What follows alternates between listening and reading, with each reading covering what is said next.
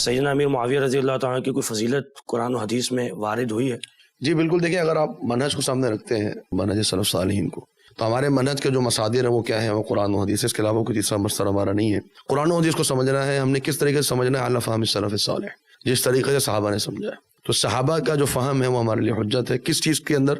قرآن و حدیث کے فہم کے اندر. یہ منہج کے ہمارے مصادر ہیں، انہیں کو سامنے رکھتے ہوئے ہم آگے چلتے ہیں. اور جو بھی شخص نئی چیز داخل کرنا چاہے گا اس کے سامنے سب سے بڑی رکاوٹ جو ہے یہ منہج آتا ہے. سیدنا معاویہ رضی اللہ کے تعلق سے آپ نے بات کی. جو لوگ سیدنا معاویہ کے اوپر طعن و تشنیع کرتے ہیں، بنیادی وجہ یہی ہے کہ وہ ایک تاریخی روایت کے اوپر اعتماد کرتے ہیں جن تاریخی روایت کا کوئی صحیح سند موجود نہیں ہے، اور پھر وہ سیدنا معاویہ پر طعن و تشنیع کر کے ان کی ایک شخصیت کو مجروح کر کے پھر وہ ان کو ایک زینہ بنا کر سیدنا عثمان تک پہنچتے ہیں. پھر ان کو زینہ بنا کر جب وہ کبار صحابہ جناب عمر فاروق رضی اللہ عنہ، جناب ابوبکر صدیق رضی اللہ عنہ تک پہنچتے ہیں. مقصد کیا ہے؟ مقصد یہ ہے کہ دین اسلام کی عمارت کو ڈھا دیا جائے. جب وہ شخصیات جو کہ دین اسلام کی سب سے معتبر شخصیات ہیں وہ مجروح ہو جاتی ہیں، ان پر قدغن اور عیب لگ جاتا ہے، تو پھر ظاہری بات ہے کہ دین اسلام کے تمام مصادر جو ہیں وہ مشکوک ٹھہر جاتے ہیں. پھر آپ کسی بھی دین کی کسی بھی تعلیم کے اوپر بالیقین عمل نہیں کر سکتے. آپ قرآن پر عمل نہیں کر پائیں گے، آپ حدیث پر عمل نہیں کر پائیں گے، اور یہی دشمنان اسلام کی اصل جو ہے وہ مقاصد ہے. تو ہم جناب معاویہ کی فضیلت کو کیوں بیان کرتے ہیں؟ اس کی وجہ یہ ہے کہ یہی وہ دروازہ ہے کہ جہاں سے یہ لوگ داخل ہوتے ہیں. اور اس لیے بھی کیونکہ جناب معاویہ کی فضیلت ہمارے منہج کے مطابق جو منہج ہے قرآن و سنت کے مصادر و مراجع میں ثابت ہے. سیدنا معاویہ ایک صحابی تھے، السابقون الاولون من المہاجرین والانصار والذین اتبعوهم بإحسان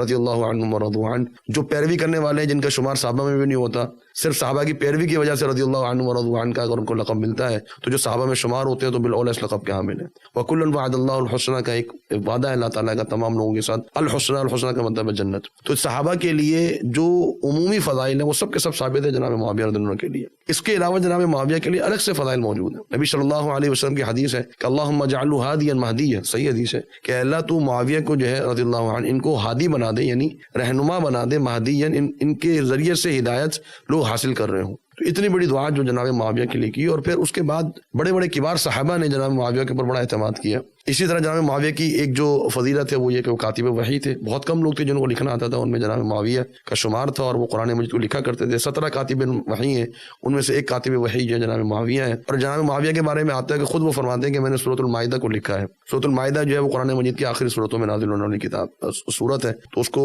ایک بڑی تعداد میں آیات جو اس کے لکھنے والے جو صحابی ہیں وہ جناب معاویہ ہیں. کاتبین وحی میں ان کا شمار ہوتا ہے. پھر جناب عمر فاروق رضی اللہ عنہ ان پر بڑا اعتماد کیا اور ان کو شام کے علاقے میں بھیجا. اب یہ لوگ سمجھتے ہیں کہ یہ شام کے اندر جو ہے وہ بنو امیہ کی بڑی حکومت تھی اور بنو امیہ نے بڑا کنٹرول کیا ہوا تھا. آپ ذرا ذہن میں لے کر آئیں کہ بنو امیہ سے شام کے لوگوں کا تعلق کیا تھا. جناب معاویہ کا کیا تعلق تھا شام کے لوگوں سے کہ شام کے لوگ جو ہیں وہ جناب معاویہ پر مر مٹنے کے لیے تیار تھے. کیوں؟ اور ان کی باتوں کو قبول کرنے کے لیے تیار تھے. کیوں؟ کیونکہ جناب معاویہ نے اتنے بہترین طریقے سے انتظام سنبھالا تھا شام کے علاقے کا. اور شام کے علاقے کو یہ نہ سمجھیے کہ آج کا شام ہے. آج کا شام سیریا ہے. شام جو اس دور میں تھا اس کے اندر فلسطین بھی شامل تھا، اس میں لبنان بھی شامل تھا، اس میں اردن بھی پورا شامل تھا، اس میں مصر کے کچھ علاقے بھی شامل تھے. یوں سمجھ لیجیے کہ خلافت کا سب سے بڑا صوبہ جو ہے وہ شام کا علاقہ تھا، اور اس کی سرحدیں جو ہے وہ ترکی تک ملتی تھی. اس پورے صوبے کو اتنے بہترین انتظام کے ساتھ چلایا کہ لوگ اتنی محبت کرتے تھے جناب معاویہ سے کہ مر مٹنے کے لیے تیار تھے ان کے پیچھے، اور ان کی آراء کو قبول کرتے تھے. اس کا مطلب یہ ہے کہ وہ شخصیت کتنی خوبصورت شخصیت ہوگی